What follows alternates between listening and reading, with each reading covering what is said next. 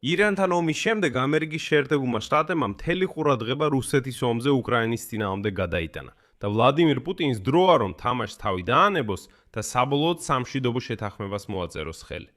ასეთი განცხადება დღეს ამერიკის პრეზიდენტმა დონალდ ტრამპმა გააკეთა ვლადიმირ ზელენსკისთან შეხვედრის შემდეგ, რომელიც G7-ის სამიტის ფარგლებში გაიმართა.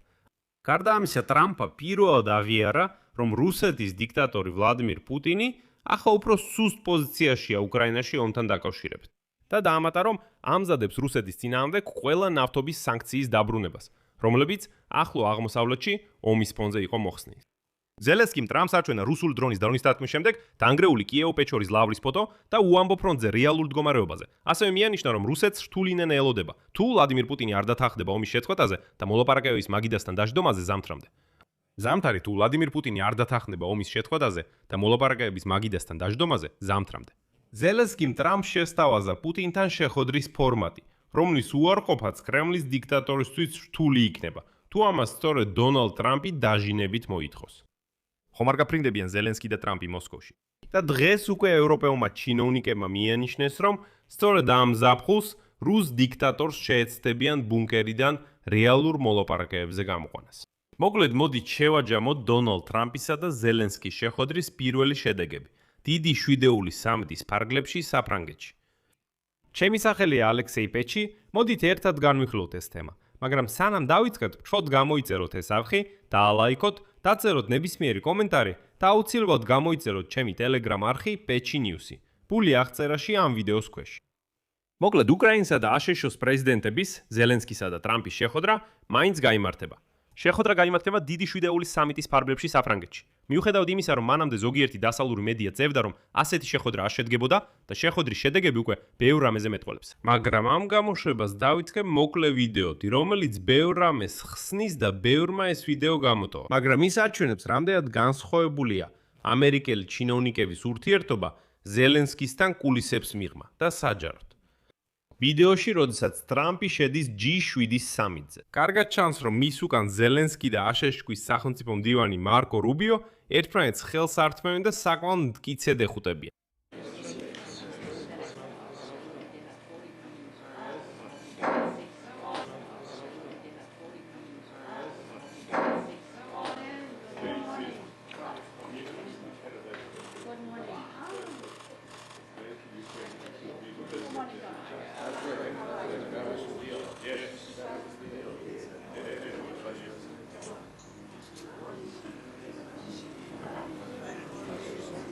ეხლა გადავიდეთ მთავარზე. მარკო რუბიო მტკიცედ ეხუტება. G7-ის სამიტზე აშშ-ის სახელმწიფო მდივანი მარკო რუბიო ეხუტება. ტრამპი შედის ვიდეოში. ტრამპი G7-ის სამიტზე აშშ-ის სახელმწიფო მდივანი, G7-ზე სახელმწიფო მდივანი, ტრამპთან და სახელმწიფო მდივანი ხელს ართმევს, აშშ-ის სახელმწიფო მდივანი მარკო ხელს ართმევს, საკმარისია სახელმწიფო მდივანი მარკო რუბიო. ვიდეოში, როდესაც ტრამპი და სახელმწიფო მდივანი ხელს ართმევენ, მტკიცედ ეხუტებიან. შედის G7-ის სამიტზე ეხუტება. ჩნდება G7-ზე სახელმწიფო მდივანი რუბიო, ტრამპი, სახელმწიფო მდივანი რუბიო ხელს ართმევს, რომ ტრამპთან შეხვედრის დროს განიხილავდა უკრაინის საჰაერო თავდაცვის გაძლიერების საკითხს. კერძოდ მათ პირადად განიხილეს იდეა უკრაინისთვის ამერიკული ლიცენზიის გადაცემის შესახებ, რათა აწარმოონ ამერიკული საჰაერო თავდაცვის სისტემები, როგორიცაა პატრიოტი და მათთვის საჭირო რაკეტები. სამიტზე ცალკე განიხილეს უკრაინის მომზადება შემდეგი გათბობის სეზონისთვის. და სწორედ აქ ვლადიმირ ზელენსკიმ განაცხადა, რომ ძველი გამევლოტებული ბაბუა ვლადიმირ პუტინი სასწრაფოდ უნდა გამოიყვანონ მისი ბუნკერიდან და მიიყვანონ მოლაპარაკებებზე, თანაც ეს ზამთრამდე უნდა გაკეთდეს.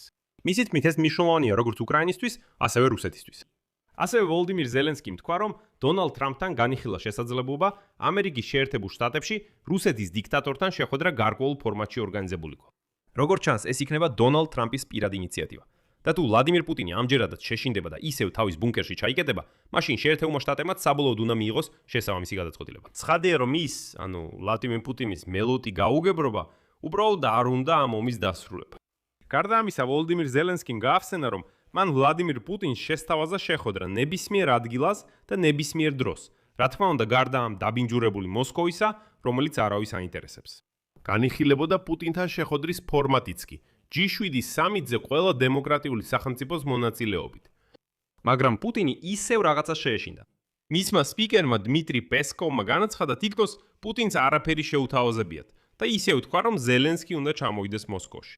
რადგან ძველი გამელოტებული ბაბუა ვლადიმირ პუტინი უკვე ძალიან ცუდადაა და მუხლები უკანკალებს, როცა ესმის, რომ ბუნკევიდან უნდა გამოვიდეს და სადღაც სამყაროში წავიდეს. და აი ზელენსკისთან საფრანგეთში დღევანდელი მოლაპარაკებების შემდეგ ტრამპმა აღიარა, რომ პუტინი ახლა უფრო სუსტ პოზიციაშია და მოუწოდა მას ბოლოს და ბოლოს შეთანხმება გააფორმოს. პირველ რიგში ტრამპმა განაცხადა, რომ ირანთან ომის დასრულების შემდეგ აშშ-ის ყურადღება გადაიტანა უკრაინასა და რუსეთს შორის მშვიდობის მიღწევაზე. ტრამპის თქმით 14 ივნისს მან ძალიან კარგი სატელეფონო საუბრები გამართა უკრაინის პრეზიდენტ ვლადიმირ ზელენსკისთან და რუსეთის დიქტატორ ვლადიმირ პუტინთან.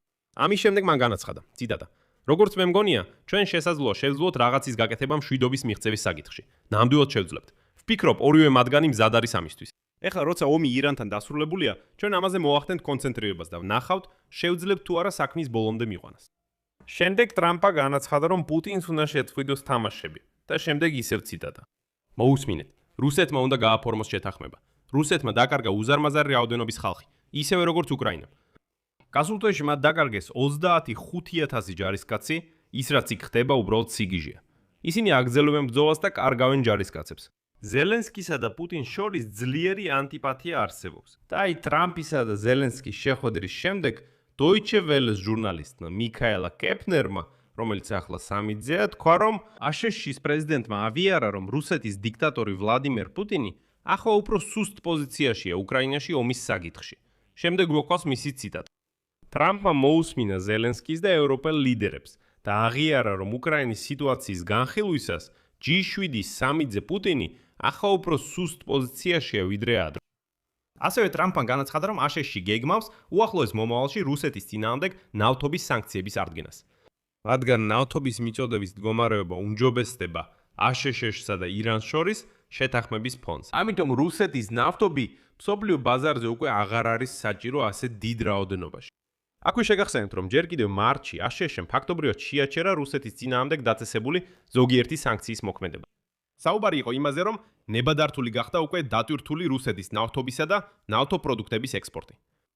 ვაშინგტონი ამ ნაბიჯს ამართლებდა იმით, რომ ირანის წინააღმდეგ ომის გამო ჰორმუზის სრუტე დაბლოკილი იყო, რამაც მნიშვნელოვნად გაართულა ახლო აღმოსავლეთის ქვეყნებიდან ნავთობის მიწოდების საკითხი.